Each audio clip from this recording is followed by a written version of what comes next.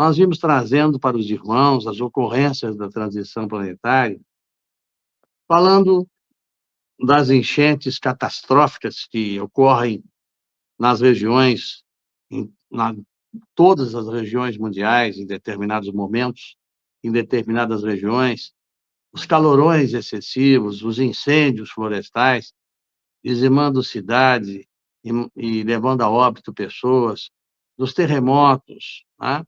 Dos vulcões, dizendo que isto tudo é uma das marcas dos tempos chegados, anunciados por Allan Kardec na sua última obra, Gênesis, né? Que é os milagres e, evidentemente, os acontecimentos, segundo a visão da doutrina espírita, que são realmente as predições. E contando a vocês que, como disse Jesus, o início deste momento, narrado por João Evangelista, o vidente de Patmos, no seu Apocalipse, os acontecimentos que anunciariam a vinda do Messias, eles seriam realmente de grandes ocorrências, com a presença, naturalmente, da Mãe Natureza, representando, e muitas vezes, as grandes transformações, para chamar as criaturas, do ponto de vista moral e ético, ao cumprimento dos seus deveres espirituais. E o que aconteceu aqui no Rio Grande do Sul é algo que precisa ser mensurado, precisa ser analisado, porque, geralmente, existem ocorrências em determinadas regiões.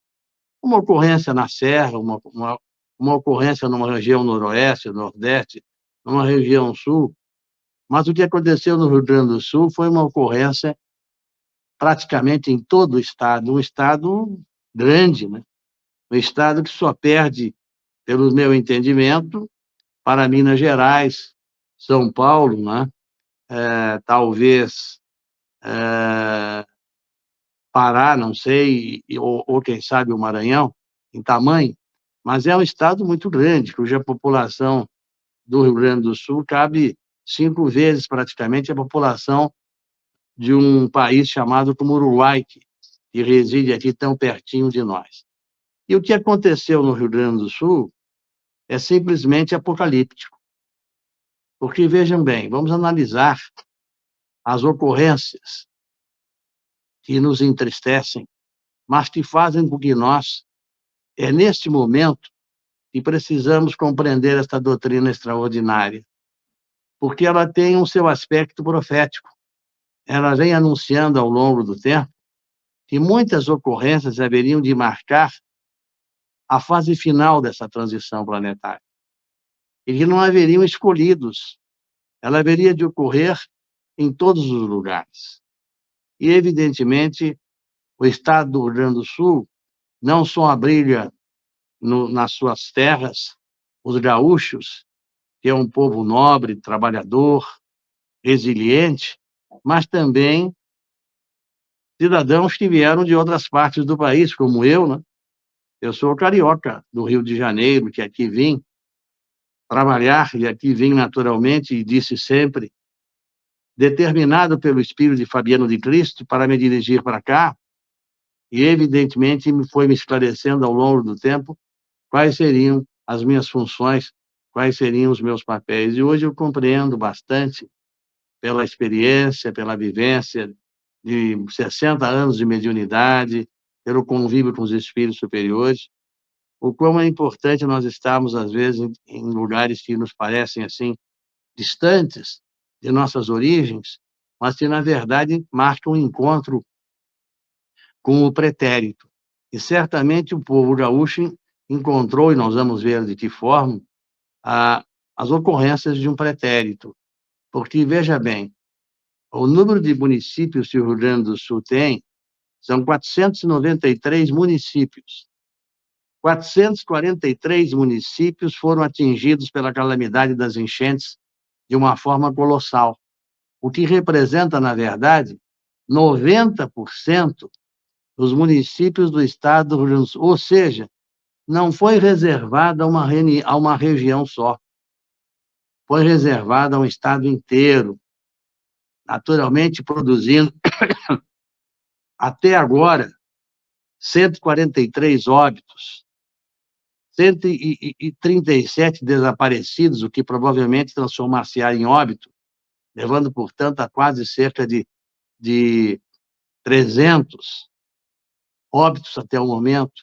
Foram feridos 806 pessoas, né? Foram desalojadas 800 mil pessoas, foram atingidas 82 mil casas, uma população que está sofrendo as consequências é mais de 2.300.000 pessoas, maior em população que muitos lugares, que muitos estados da federação. E quais foram as consequências de tudo isto? Ora, as consequências foram a destruição, o fechamento de empresas que trabalhavam, a perda de empregos, que não se sabe se voltarão, as destruições na agricultura, o aumento das dívidas de municípios do estado que terão que simplesmente se reconstruírem porque foram simplesmente dizimados, porque houve destruição de cidades, destruição de hospitais, destruição de estradas, houve morte de animais em grande quantidade, aeroportos inundados, não há como sair do Rio Grande do Sul através do voo, a não ser por helicóptero e auxílio de forças especiais, rodoviárias inundadas, sem poder fazer o transporte rodoviário pelo estado, doenças que vão surgir em grande intensidade, como hepatite A, leptospirose, doenças virais, a fome que se abateu sobre essa grande quantidade de pessoas, que são, na verdade, hoje, mais de 5.000 pessoas que saíram de suas casas, que perderam suas casas, que estão com fome, porque por mais auxílio que venha, é diferente, é uma alimentação programada, falta de água potável, falta de eletricidade, né? Bom, ou seja, é como se uma bomba caísse no estado do Rio Grande do Sul, em diversos lugares, destruindo a coletividade gaúcha e, evidentemente, produzindo consequências que levará muito tempo, porque, a par de tudo isso que aconteceu, nós devemos dizer que continua acontecendo. Desde sábado, novamente, chuvas colossais se abateram sobre o Rio Grande do Sul. Ontem, domingo, choveu o dia inteiro em regiões que já estavam abaladas, voltando a encher os rios de novo e fazendo com que o lago Guaíba já esteja novamente aumentando na sua quantidade, passando dos 5 metros e 5 milímetros, produzindo como consequência uma nova quantidade de água que será debruçada pela capital do estado e por todas essas cidades que sofreram do Vale do Taquari, né, lá da região norte, da Serra, que inclusive estão havendo também queda de barreiras, mortes estão aumentando, ou seja, está se vivendo no estado do Rio Grande do Sul um momento incrível. Para que se tenha uma ideia, a cidade de Santa Maria, no centro do Rio Grande do Sul, é classificada hoje como a cidade que recebeu o maior número de chuvas num dia no mundo, não é no Brasil, no mundo, mais de 600, quase 700 milímetros num dia, ou seja, uma chuva praticamente de 7 meses num dia numa cidade. Então, vejam, meus irmãos, o efeito e a realidade apocalíptica de tudo isso que está acontecendo, porque isso está acontecendo, e aí tem um capítulo especial do Evangelho da Doutrina Espírita que fala exatamente sobre a bem-aventurança dos aflitos, bem-aventuranças os que choram, e o povo gaúcho chora. Mães choram a morte de seus filhos, filhos choram a morte de suas mães. O Dia das Mães, consagrado ontem, foi de imensa tristeza no estado do Rio Grande do Sul, justamente pelo aspecto da emoção. Então, diz assim o Evangelho que João Evangelista entregou a Kardec. Os que choram serão consolados. Os pobres serão consolados, porque vossa é realmente o reino dos céus. E a pergunta é a seguinte: por que existe a justiça nas aflições que se passam? E isto é um aspecto que a doutrina explica com muita propriedade. E nesse momento nós que estamos aqui sentindo, inclusive na região sul, os abalos de tudo isso, porque essa quantidade de água que vem do Guaíba, desce pela Lagoa dos Patos e adentra nas comunidades da Zona Sul, como São Lourenço, Pelotas, Rio Grande, produzindo estragos intermináveis, tendo em vista que já Pelotas se apresentava com 1/3 da sua cidade já alagada, e com as perspectivas de que desça essa água, e agora com maior aumento ainda, nos próximos dias, produzindo grandes calamidades também nessas cidades como São Lourenço, Pelotas, Rio Grande, São José do Norte. Ou seja, vivemos momentos dolorosos, mas precisamos entender que certamente isto não é ao acaso. As casas das aflições, que envolvem as criaturas e que envolvem as coletividades, têm causas na vida presente, mas têm causas também na vida pretérita. A causa principal do sofrimento da humanidade é principalmente a ausência do fator moral e do fator ético, cujo caráter é indispensável para que possamos evoluir na direção dos mundos ditosos. E as últimas lives que antecederam esta de hoje veio falar sobre a saúde, veio falar sobre a transformação moral e ética da criatura para poder viver num mundo regenerado. E as origens de tudo isso vêm principalmente por sermos vítimas da imprudência, por sermos vítimas do orgulho, por sermos vítimas da ambição, por sermos vítimas da falta de ordenamento, que é o critério, né, a obediência das leis, que é por falta de perseverarmos, porque quase sempre desistimos na labuta de nossa melhoria moral e ética. É o mau procedimento que nos transforma as nossas vidas em grandes calamidades. São as uniões desgraçadas, motivadas por interesses efêmeros e por interesses econômicos. São as disputas por valores passageiros e, acima de tudo, a ingratidão que envolve familiares e que envolve criaturas. Vivemos agora, neste momento, um instante de grande desunião familiar. Vivemos um momento anunciado como sinal dos tempos, que é a briga de pais com filhos e filhos com pais. O desarvorar de uma sociedade que deveria estar escudada nos princípios do amor e do respeito próprio. Sabemos, portanto, que as causas anteriores das aflições, elas podem ocorrer pela perda de entes queridos, aqueles entes queridos que amparam a família. Quão é importante, nesta hora correu, quantas criaturas desencarnaram vitimados por esse momento doloroso, deixando seus familiares sem o amparo daquele que deveria de ser o chefe da família. Quanta dor nesse momento, na expectativa de um futuro profundamente doloroso. Quantos acidentes que não estavam previstos ocorreram, dilacerando famílias. Quantas criaturas perderam as suas casas, perderam seus móveis, perderam seus recursos econômicos, sendo obrigados, portanto, a reiniciar, né? Quantos flagelos naturais desta ordem ocorrem e que atingem, inclusive, seres que possuem enfermidades de nascença.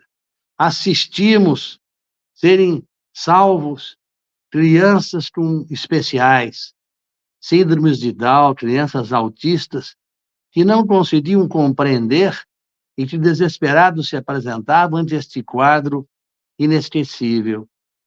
Criaturas, inclusive, portando deformidades, cadeirantes, seres com ordens do ponto de vista psiquiátricos de perturbação, criaturas com idiotice, com cretinismo, sendo resgatadas também por força da misericórdia divina. E aí vem sempre a grande pergunta: todo efeito, esse efeito tem, sem sombra de dúvidas, uma causa. Não existe causa sem efeito. E o mais importante para mostrar esses instantes apocalípticos que se abateram e continuam se abatendo no Rio Grande do Sul, porque as chuvas colossais persistem, os rios continuam transbordando de novo e vai acontecer novas enchentes ainda no decorrer dos próximos dias, causando ainda maiores perturbações. E nós nos perguntamos, para aqueles que precisam pensar, para aqueles que precisam refletir, por aqueles que acham que muitas vezes, na sua ignorância, do ponto de vista espiritual, acham que estão bem, que não aconteceu nada com eles neste momento, e nem estão a pensar que possa vir a acontecer. Então, nós lembramos Jesus que disse que quando ocorresse os instantes finais da transição planetária, ninguém saberia a hora, ninguém saberia o dia, ninguém saberia o lugar. E eu quero dizer para os meus irmãos, e mesmo sofrendo com o povo que aqui se encontra, os mesmos tipos de dificuldades, né? Sendo que muitos em piores situações, é óbvio, pela destruição de seus lares, pela falta de energia elétrica, não tendo, portanto, como guardar seus alimentos, pela destruição de seus bens materiais e pela destruição para muitos da esperança, porque muitos que não têm fé, que não têm capacidade de sustentação pelo princípio evangélico de Jesus, certamente se deixam arrastar pela incredulidade, se deixam arrastar por aquilo que, na verdade, representa a necessidade da resiliência e a necessidade, acima de tudo, da força da fé. E a pergunta que fazemos é assim, nesse momento que o Rio Grande do Sul passa por todas essas dificuldades, em que todos são atingidos, a pergunta que é feita e perfeitamente esclarecida diz assim: neste momento, não houve diferença entre as criaturas. A calamidade apocalíptica que atingiu o Rio Grande do Sul e atinge até agora 90% do estado gaúcho, não escolheu ricos, nem escolheu pobres. Não escolheu quem tinha carro ou quem não tinha carro. Não escolheu casas ricas ou choupanas pobres, porque ela veio para cima de todas e destruiu todas, choupanas pobres ou casas ricas. Os doentes ricos sofreram o mesmo tipo de problema dos doentes pobres, porque essas calamidades arrasaram os hospitais e as criaturas ricas ou pobres foram resgatadas em barcos nas mesmas condições. Sejam, portanto, deficientes ricos ou deficientes pobres, da mesma maneira não puderam escolher transporte. E o transporte no meio desta água foi um simples barco que misturava dentro dele todas as criaturas sem perguntar por preconceito ou por titularização supostamente aparente. Perdeu o alimento que foi destroçado nas cidades, supermercados arrasados, o alimento para os ricos e os alimentos para os pobres. Doutores ou plebeus foram socorridos em barcos comuns, porque, numa demonstração incontestável que somos todos iguais, professores e alunos resgatados da mesma maneira. Zonas nobres foram destruídas como zonas ribeirinhas também o foram. Então, cabe a pergunta que eu recebi hoje através de uma psicografia do nosso querido amigo Bezerra de Menezes. Esse espírito está sempre junto às dores e às calamidades. Esse espírito que, ao longo do tempo, orientou o meu espírito tantas vezes para o aprendizado e para dizer, meu irmão, se estás de pé, se tens condições, vai ao serviço, entrega-te ao labor, entrega-te, acima de tudo, ao chamamento de Jesus. Leva a mensagem, tu que estás na zona da dor, e te transforma hoje num repórter para contar àqueles que possam te ouvir, cujos ouvidos queiram te ouvir, a necessidade da atenção, a necessidade da prudência, a necessidade da cautela, porque o mundo está prestes a receber os instantes finais dessas ocorrências, e elas são extremamente necessárias. A dor visita as criaturas para reclamar o amor. E então, meditou psicograficamente a seguinte mensagem, que eu vou passar aos meus irmãos, aqueles que estão sofrendo as dores aqui, aqueles que estão ouvindo, eles são acautelados e prudentes para compreender que a dor é um instrumento reparador. A dor visita todas as criaturas, pobres ou ricos, nobres ou plebeus, professores ou alunos, porque ela, acima de tudo, mostra que é o instrumento adequado para despertar a criatura.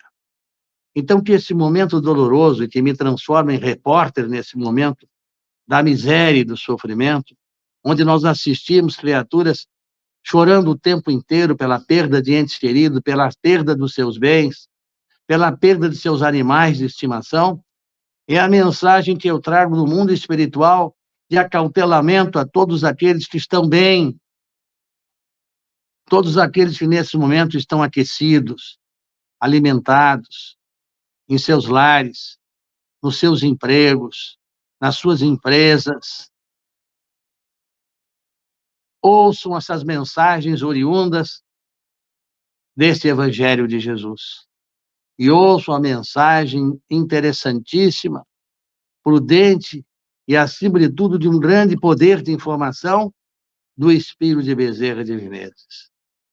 E ele diz assim: o mundo está repleto de ouro, ouro no solo, ouro no mar, ouro nos cofres. Mas o ouro, diz Bezerra de Menezes, não resolve a miséria. O mundo contém muitas teorias nas ciências, nas escolas filosóficas, nas religiões, mas isso não resolve o desespero. Há organizações por toda a terra, administrativas, econômicas, sociais, mas o crime continua o seu trajeto para apagar a ignorância que leva à miséria, para dissipar a sombra que leva à cobiça, o egoísmo que gera a ilusão e as guerras, o verme do desespero que promove a loucura, que promove o crime, que leva ao infortúnio. O caminho, diz Bezerra de Menezes, é o Evangelho, que é o eficiente remédio no coração humano. A construção da nova humanidade haverá de expurgar as velhas tradições da cultura egocêntrica, pela inspiração do Divino Mestre, que nos ensinou a diretriz da conduta pela palavra e pelo exemplo, onde se extrai com total prescrição a expressão máxima: fora da caridade não há salvação. Esta expressão de Bezerra de Menezes se revela a quantidade de pessoas que, movidas pela solidariedade, se transformaram em salvadores. O Exército aqui esteve presente, as forças de segurança estaduais, seja a Brigada, a Polícia, estiveram presentes, mas seria insuficiente. E foi o povo que se muniu de barcos, de jet skis, de lanchas, e se entregou às águas poluídas e sujas deste lago Guaíba para socorrer pessoas, para retirar pessoas dos telhados, para tirar cães amarrados em suas casas, para inclusive soltar cavalos nos telhados. Foi o povo que, unido pelos laços do amor e da solidariedade, entendeu intimamente no seu espírito que fora da caridade não haveria salvação. E eles não só se juntaram buscando aqueles desesperados que em cima dos telhados choravam, velhos, em cadeiras de rodas, seres aleijados, impossibilitados do trabalho, animais, e eles trouxeram e encontraram na terra uma multidão que não só trouxe recursos como alimentos, agasalhos, mas também continua nos abrigos, auxiliando os seus irmãos, numa demonstração de que há expectativa e muita esperança para que adentremos o quanto antes no novo mundo de regeneração. Então, eu inicio, a pedido dos espíritos amigos, trazendo a mensagem de quem está, neste momento, nas regiões sofridas, está junto àqueles que emocionalmente estão sofridos, e entre lágrimas choram a perda de seus entes, a perda de seus trabalhos. Indivíduos com 80 anos, 90 anos, perderam seus lares e diziam assim: eu perdi tudo que construí, eu levei uma vida inteira para construir uma casa, para ter direito a uma cama, ao o mínimo possível de conforto, uma geladeira, uma televisão, eu perdi tudo. E essas criaturas empobrecidas, que lutaram a vida inteira e perderam tudo, terminam as suas manifestações dizendo: mas graças a Deus, eu estou vivo. E quem sabe, dizem elas, eu não posso iniciar de novo, mesmo que velho, um novo momento de uma nova construção. Isto é para nós, em especial aqueles que não sofreram essas consequências, possam pensar, possam remeditar, possam levar em consideração a necessidade de se transformarem. Porque podem crer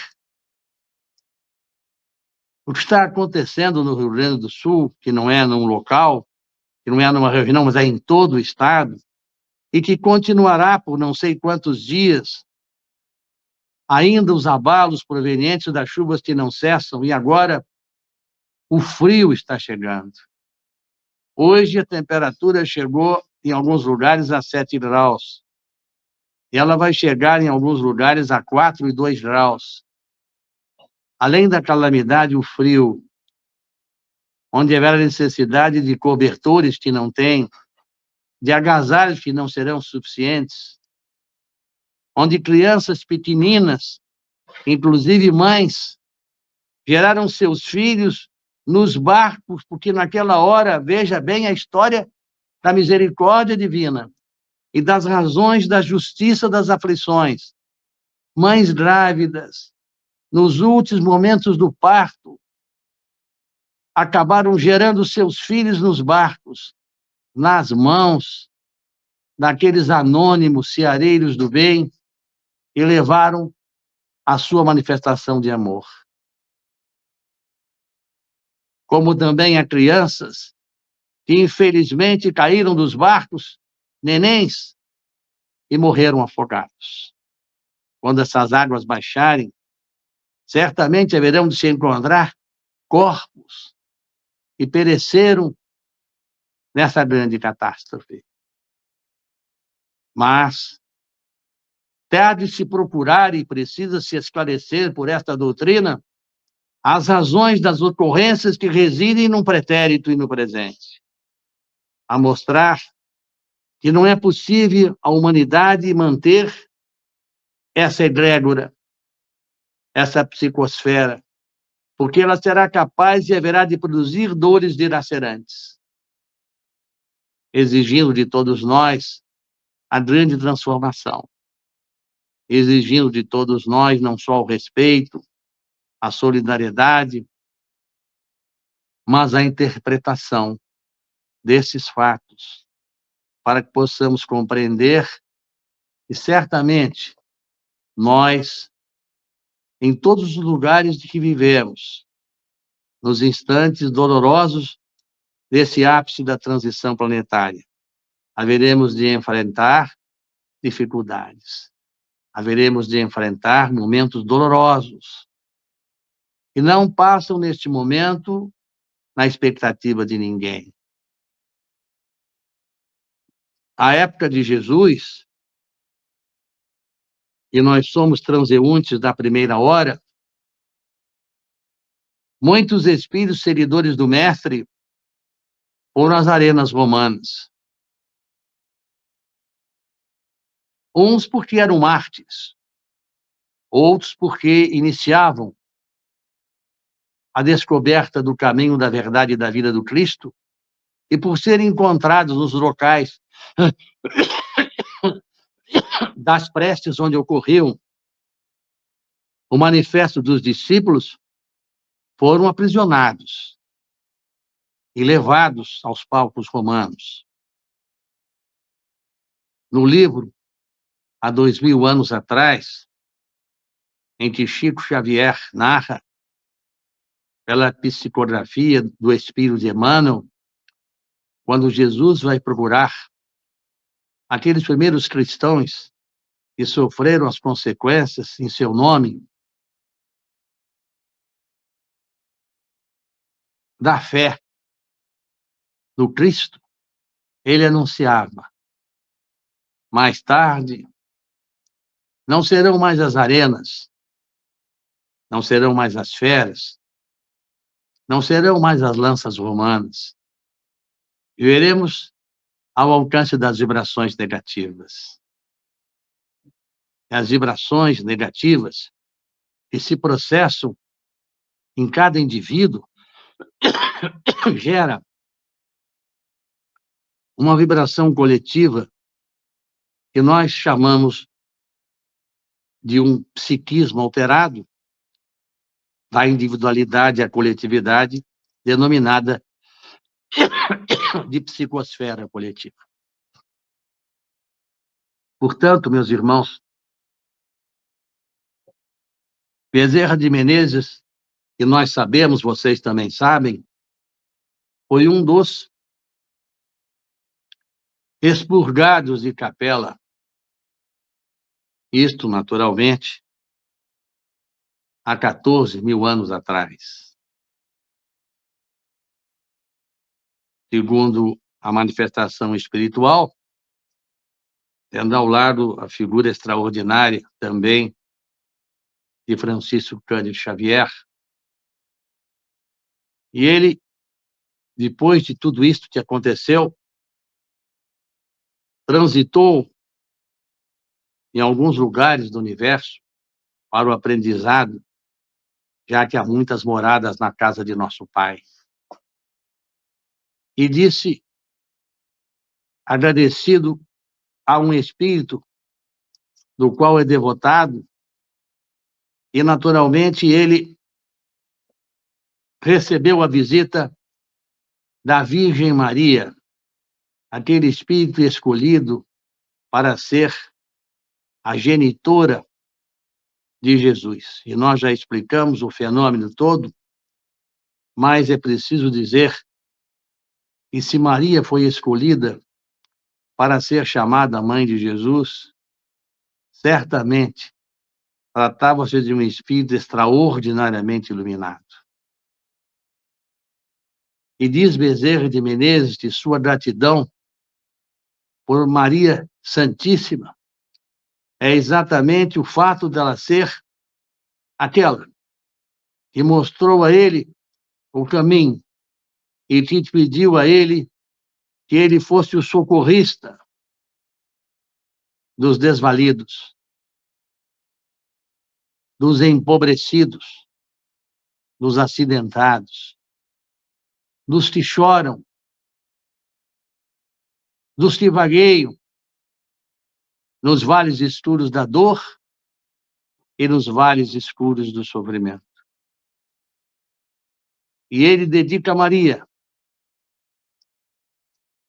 todas as suas lembranças, a visão espiritual do socorro, e pede sempre a esse espírito iluminado que lhe abençoe os passos, que lhe mostre sempre o caminho, que lhe mostre sempre o socorro, que lhe mostre sempre a necessidade de transformar os instantes difíceis em extraordinários momentos de iluminação. E eu quero dizer aos meus irmãos que aqui se encontram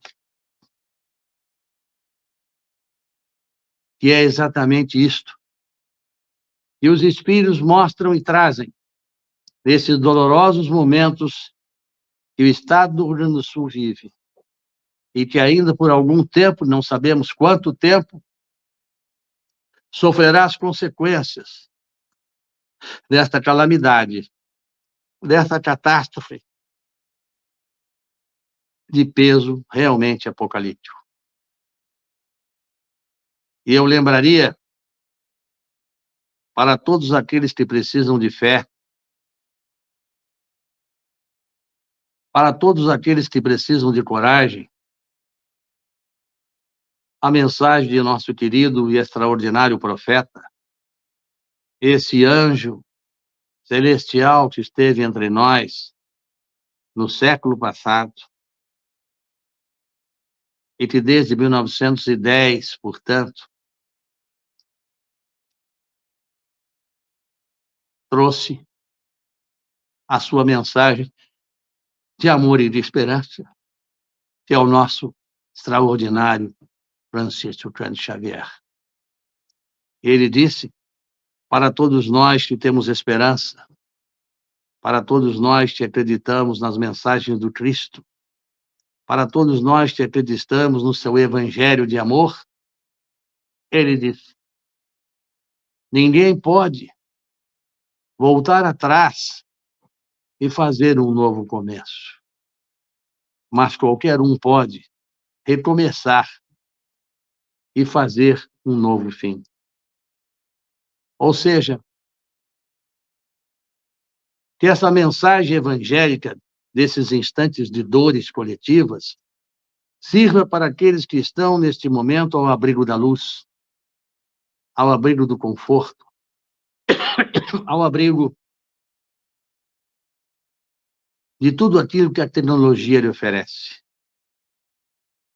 Mas que sabem que cometeram enganos, fraquezas, e deixaram arrastar pelas ilusões, e até mesmo cometeram ingratidões, desatinos. Essa mensagem diz que não é possível voltar atrás, mas é possível recomeçar e fazer um novo fim. O Senhor de misericórdia, ele nos oferece essas oportunidades. Quem não errou? Quem não errará? ainda como um ser imperfeito? Mas será que esse ser imperfeito haverá de pagar, ceitil por ceitil, todos os seus erros? Ou o Senhor quer que ele desperte para os erros realizados e não mais cometa, sendo misericordiosamente, porque ele é misericordioso, alguém que é capaz de dizer: não haverás de pagar pelo que errastes, porque já estás a pagar. No momento que compreendestes a vida e passas as dificuldades com fé, com esperança e compreensão, já que não podes, então, vamos dissecar esta frase, voltar atrás para começar lá atrás, porque já passou este momento, recomeça hoje e programa um novo fim. Ou, como ele diz para todos aqueles que se acham triunfadores, o empresário bem-sucedido, que tem dinheiro no cofre, que tem fortuna, que tem carros, tem propriedades. Cabe o que Chico Xavier disse com a sua propriedade extraordinária. Tudo tem o seu apogeu e tudo tem o seu declínio. É natural que seja assim.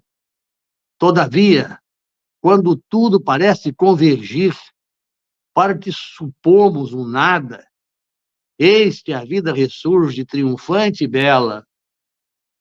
E então, novas folhas, novas flores surgem na infinita bênção do recomeço. O povo gaúcho terá de recomeçar. Ele vai ter que reconstruir o que for destruído. Ninguém tem ideia ainda, porque as águas não baixaram, para se ter uma ideia incrível da destruição. Mas, numa interpretação adequada dos flagelos destruidores que Kardec anuncia com muita propriedade, que os tempos chegados são esses, na separação do joio do trigo, necessário será sempre ter a esperança e ter a luz para trabalhar na direção do bem. Eu vou fazer uma pergunta, irmão Argemiro. Se eu adentro na programação, que é os desvios do movimento espírita, a essência do universo e seus seres, tendo em vista que já se aproxima das 5 para as 8, nós transformamos esses próximos minutos num diálogo construtivo, onde as criaturas possam perguntar o que desejarem. E, acima de tudo, quem sabe, alguns esclarecimentos sejam feitos pelos espíritos que aqui estão presentes também, nos auxiliando nessa live.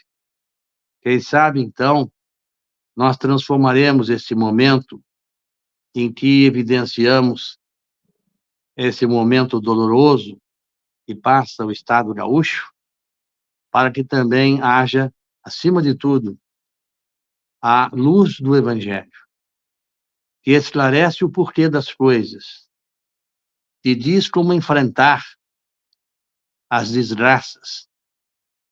Bem-aventurados os aflitos é um tema do Evangelho que pode ser consultado no Evangelho da doutrina espírita por todos, e vão compreender as causas das aflições, as desgraças, as perdas, porque tudo isto, na verdade, tem as causas referentes a um pretérito e referentes, muitas vezes, ao presente. Não importa se foi ontem, não importa se é hoje, importa que nós estejamos preparados todos para viver o Evangelho de Jesus, não só nos momentos que tudo está bem, mas principalmente mostrar o quanto aprendemos, o quanto amadurecemos nas experiências da vida, para estarmos prontos a enfrentar as dores quando convocados formos, seja por quaisquer circunstâncias, para mostrar E essa luz que trouxe a partir de 1857, com o lançamento do Livro dos Espíritos, foi uma filosofia que mostra o porquê das coisas, que mostra a nossa origem, mostra o nosso destino, mas explica o porquê da ocorrência dos fatos. E entre uma delas é realmente a bem-aventurança dos aflitos. E eu aqui aproveito para estender essa aflição para aqueles que perdem os seus entes queridos. Seja nas ocorrências dessa catástrofe, seja nas circunstâncias naturais, para aqueles que perdem suas condições financeiras, e nós sabemos o quão desesperador, para aqueles que, em determinado momento, numa hora simplesmente, perdem nas suas famílias o agente que lhes era o cuidador da família, o agente que era o responsável pela manutenção da família, econômica, administrativa da família, um pai que é indispensável na companhia de sua mãe, para a educação de seus filhos, e que desaparece, às vezes, numa calamidade ou num momento rápido, deixando as pessoas a se perguntar do porquê e da justiça dessas aflições. E aí é que está um momento importante desta doutrina maravilhosa. A justiça das aflições, cujas explicações são muito claras, através das vidas pretéritas e através da vida presente. Portanto, meu irmão, tu que estás a ouvir as dolorosas mensagens em que esta noite me faz ser um repórter da calamidade que se abate sobre esse Estado, tem um propósito. Tudo deve ser aproveitado. E o mais importante de tudo é a mostra desta doutrina que diz que a teoria ela é extremamente importante, mas que esta teoria só haverá de triunfar quando tu emprega na prática o conhecimento. Então, aqueles que estão sofrendo, abatidos por esta calamidade terrível, por esse momento de dor e de medo, porque ninguém tem ideia do que é uma água se elevar e chegar em questão de alguns minutos ou de algumas horas nas casas, fazendo as pessoas subir para os telhados e a água alcançar na periferia dos telhados, o desespero, o medo, a ausência da crença, a ausência da fé, a ausência de um pensamento confortante, e, por exemplo, aqueles que têm em Jesus o seu guia vão se entregar. Ouvimos depoimentos extraordinários de criaturas como um senhor que morava sozinho numa casa, e a casa foi enchendo de água, e ele não tinha como se levantar, porque ele era um indivíduo que tinha problema de locomoção, e ele recebia um cuidador. E com o advento da calamidade, o cuidador não foi até ele. E ele, então, abriu a janela e ficou na espreita. na escuridão da noite, de que alguém pudesse aparecer. E ele disse, nas entranhas do seu espírito, sem se proclamar como pertencente a qualquer credo,